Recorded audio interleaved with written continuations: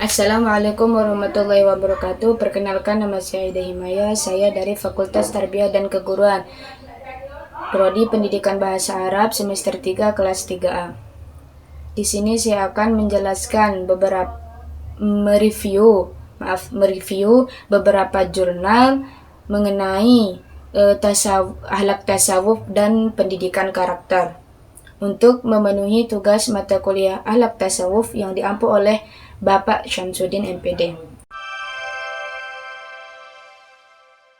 Baiklah, untuk mempersingkat waktu, adapun judul yang pertama yaitu pendidikan karakter melalui tasawuf akhlaki perspektif Al-Quran. Permasalahannya yaitu degradasi moral dan etika yang terjadi di masyarakat, serta kebutuhan mendesak untuk menemukan landasan pendidikan karakter yang komprehensif dan bersumber dari ajaran Islam yaitu Al-Quran. Menganalisis dan mengidentifikasi konsep pendidikan karakter yang terkandung dalam tasawuf akhlaki. Selanjutnya, mengaitkan dan memvalidasi konsep tersebut dengan perspektif Al-Quran sebagai landasan utama. Tujuan penelitiannya yaitu menganalisis dan mengidentifikasi konsep pendidikan karakter yang terkandung dalam tasawuf akhlaki. Selanjutnya, mengaitkan dan memvalidasi konsep tersebut dengan perspektif Al-Quran sebagai landasan utama. Metode penelitiannya yaitu studi pustaka atau kajian konseptual normatif. Data primer berasal dari teks-teks Al-Quran dan literatur tasawuf akhlaki. Hasil penelitiannya yaitu tasawuf akhlaki atau tahalli dan tahalli menyediakan kerangka kerja dan metodologi spiritual yang efektif untuk pembentukan karakter atau akhlak mulia. Nilai-nilai sufi merupakan inti dari pendidikan karakter yang berlandaskan wahyu. Kelebihannya yaitu landasan yang kuat, integratif, dan holistik, menggabungkan dimensi spiritual dan moral, bersifat solutif terhadap krisis moral. Kekurangannya cenderung bersifat konseptual, teoritis, kurang didukung data empiris atau studi kasus implementasi di lembaga pendidikan formal. Kemudian selanjutnya yaitu judulnya Pendidikan Karakter Berbasis Spiritualisme Islam atau Tasawuf. Penulisnya Ahmad Hussein Andi Hadianto, Andri Rivelino, Samsul Arifin. Tahun terbit tahun 2017. Permasalahannya yaitu implementasi dan dampak pendidikan karakter yang dicanangkan pemerintah belum maksimal karena belum menyentuh tataran rohaniyah atau spiritual quotient. Siswa pendidikan karakter masih terhenti pada aspek Aiki dan Eki saja.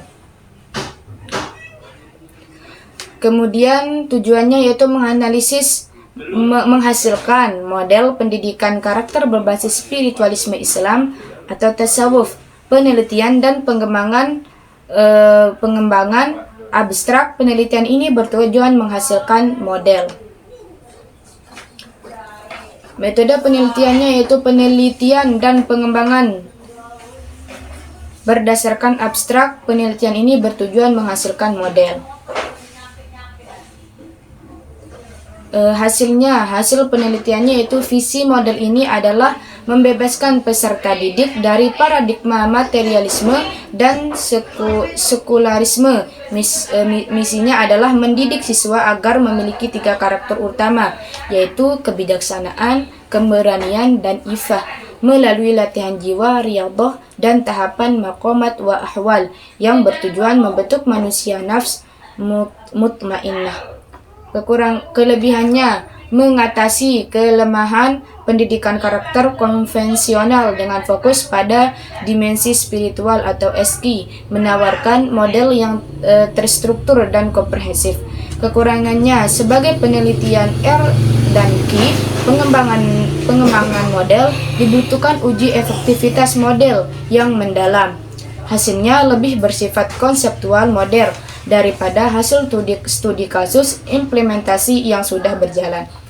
Adapun Adapun R dan D itu maksudnya yaitu Research and Development, yaitu penelitian dan pengembangan. Judul berikutnya yaitu Pendidikan Karakter dalam Pesantren Tasawuf. Penulisnya Jauhar Fuad, tahun terbit 2012. Permasalahannya, kebutuhan mendasar masyarakat terhadap pendidikan karakter di tengah permasalahan moral dan peran strategis pesantren.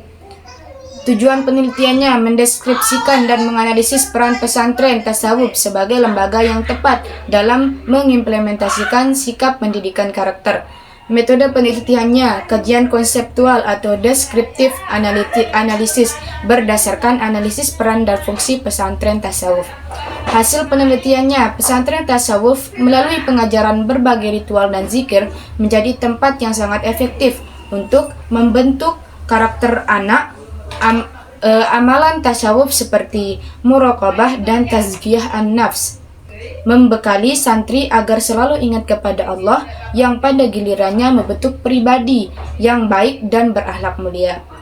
Kelebihannya yaitu menjelaskan implementasi pendidikan karakter secara praktis dalam lingkungan tradisional yaitu pesantren, menekankan aspek moral atau aspek moral feeling, disering the good yang sering diabaikan pendidikan karakter konvensional. Kekurangannya itu fokus terbatas pada lingkungan pesantren tasawuf sehingga aplikasinya mungkin sulit diterapkan langsung di sekolah umum tanpa adaptasi signifikan. Kemudian judul berikutnya yaitu Integrasi Nilai-Nilai Tasawuf dalam Mengembangkan Pendidikan Karakter, Studi Pemikiran Buya Hamka. Penulisnya yaitu Sulaiman Shihobing, Mu'awwalul Bahafi Alam Syah, tahun terbit 2024. Permasalahannya yaitu tantangan moral di masyarakat seperti perilaku menyimpang dan kurangnya empati di kalangan generasi muda yang menuntut adanya pendekatan holistik dalam pendidikan karakter. Tujuannya itu menjelajahi integrasi nilai-nilai tasawuf khususnya dalam kerangka pemikiran Buya Hamka untuk mengembangkan pendidikan karakter.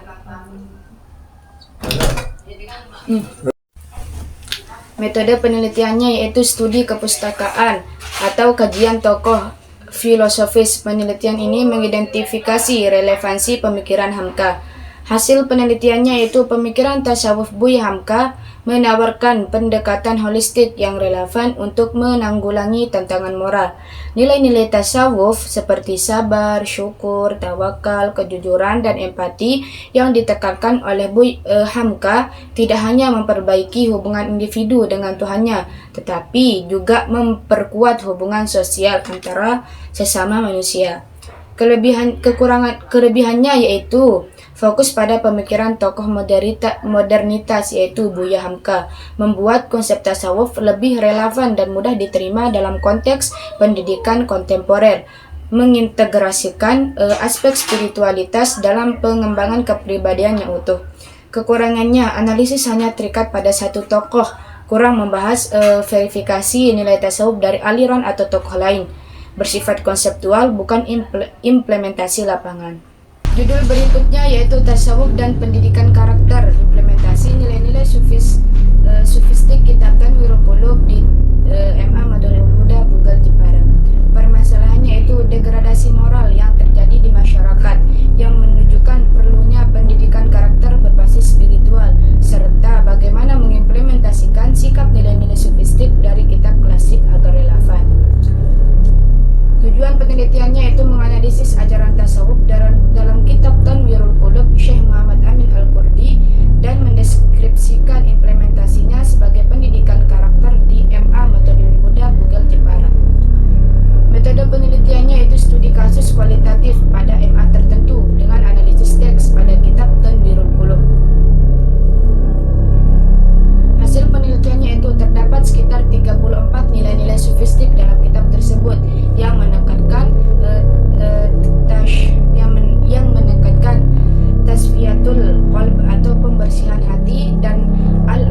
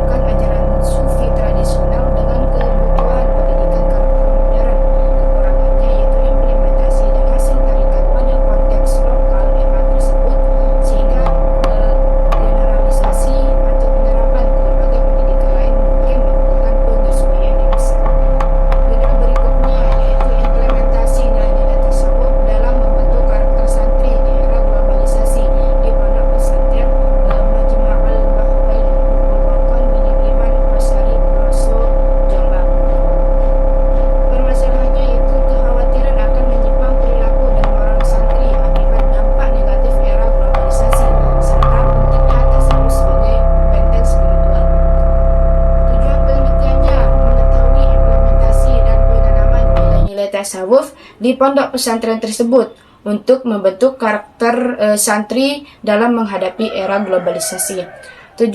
Metode penelitiannya yaitu penelitian kualitatif bersifat deskriptif analisis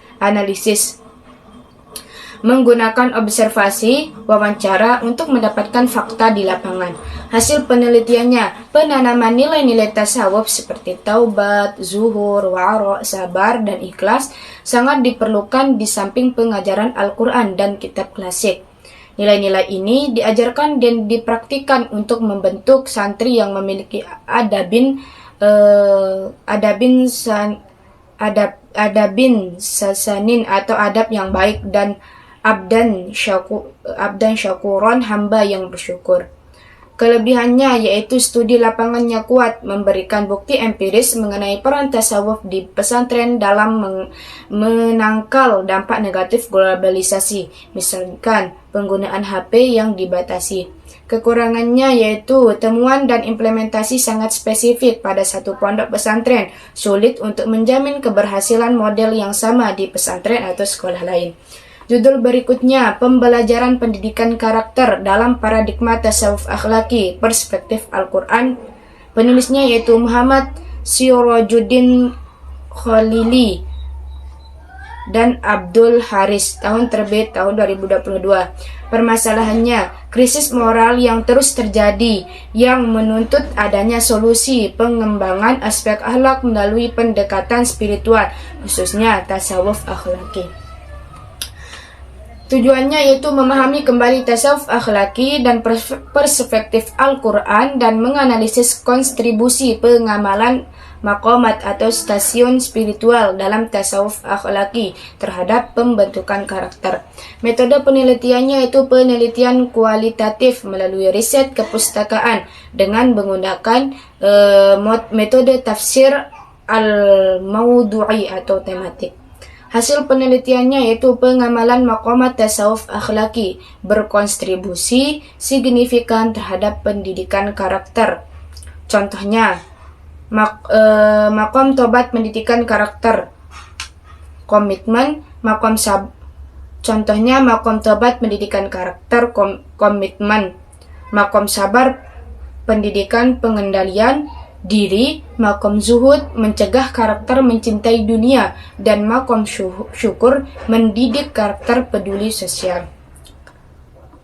Kelebihannya yaitu memberikan landasan teologis yang kuat, yaitu Al-Quran untuk tafsir akhlaki, menguraikan hubungannya sistematis antara maqam tasawuf dengan nilai-nilai karakter spesifik, misalnya tobat itu sama dengan komitmen.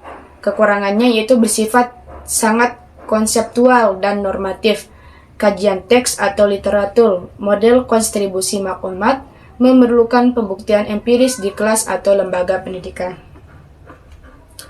Judul berikutnya, modernisasi tasawuf dalam pengembangan pendidikan karakter. Penulisnya Restu Andrian, tahun 2019. Permasalahannya, krisis spiritual dan moral di kalangan masyarakat modern akibat perkembangan teknologi dan pola hidup hedonis menentukan tasawuf agar adaptif dan relevan dengan ilmu pengetahuan modern. Tujuan penelitiannya yaitu menganalisis fenomena modernisasi tasawuf dan bagaimana aktualisasi nilai spiritual tasawuf modern, misalnya neosufisme atau tasawuf transformatif, dapat dijadikan basis yang komprehensif untuk pendidikan karakter. Metode penelitiannya itu kajian konseptual atau studi pustaka dengan fokus pada reinterpretasi dan kontekstualisasi ajaran tasawuf. Hasil penelitiannya yaitu tasawuf dapat dimaknai secara komprehensif dengan berbagai pendekatan seperti psikologi dan ilmu umum untuk menghasilkan inovasi dalam pengembangan pengetahuan, termasuk pendidikan. Tasawuf modern berfungsi sebagai alat pengendali moral yang progresif dan humanis seperti ditentukan oleh Hamka untuk mencapai kebahagiaan dunia dan akhirat. Kelebihannya yaitu mengaitkan tasawuf dengan isu kontemporer, modernisme dan ilmu pengetahuan, menjadikannya relevan dan up to date. Menawarkan tasawuf sebagai solusi terhadap dekadensi moral dan anomali spiritual. Kekurangannya yaitu konsep modernisasi atau neo-sufisme mungkin memerlukan batas yang jelas agar tidak menyimpang dari esensi ajaran sufi tradisional.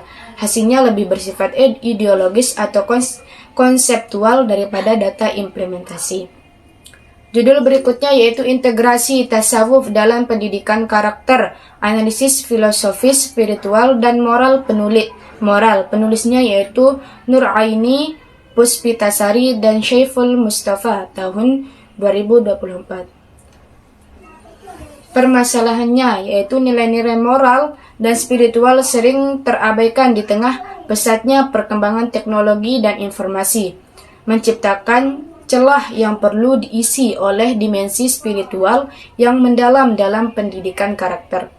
Tujuannya yaitu menganalisis secara filosofis dan sistematis bagaimana tasawuf dapat diintegrasikan ke dalam pendidikan karakter untuk meningkatkan kualitas moral dan spiritual sosial.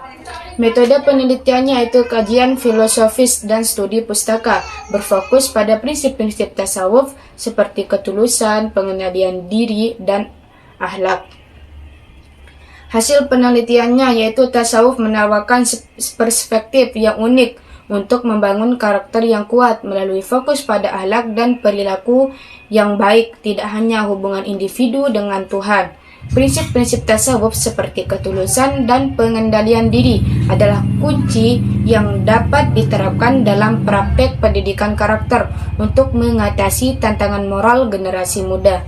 Kelebihannya yaitu mengisi celah penelitian dengan menekankan dimensi spiritualitas atau SQ sebagai inti dari pendidikan karakter, menyajikan analisis yang mendalam dan sistematis mengenai relevansi filosofis tasawuf.